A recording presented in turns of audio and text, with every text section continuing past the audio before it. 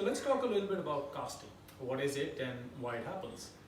Casting is simply when a player goes to the top of their backswing and instead of coming back this way, they're actually coming that way. They're actually casting the club. This is like casting fishing rod. So they're not creating any lag, they're losing any of the lag there, and then at impact they're likely to be like that, with the club head ahead and the hands behind there. Now, why does it happen? Let's do a 3-point check on this. The first thing that I'd like to do is this person holding the club in their fingers or are they holding it in the palm? If you're holding it in the palm there, it's very difficult for you to create any lag there. The lag can be created if you have your club in your fingers, in the base of the fingers there. If your left hand is in the palm, very difficult to create any lag, and it's very easy to cast. That's first. The second part, what we'd like to see is what is the grip pressure of this person? Is the grip pressure tight?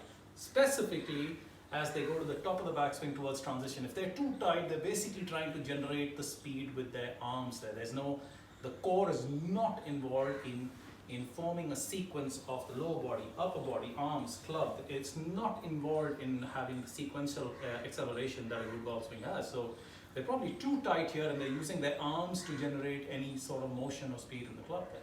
And thirdly, once the grip is in the correct place and the grip pressure is reasonably loose there, the third thing is we definitely want to make sure that as the person goes to the top of the backswing, it's the core, it's the hips and the torso, the trunk which is pulling, which can actually then create this action. So they want to create that sort of an action. You can see how the hip and the torso are pulling and then the hands get the club head into that position rather than that position there.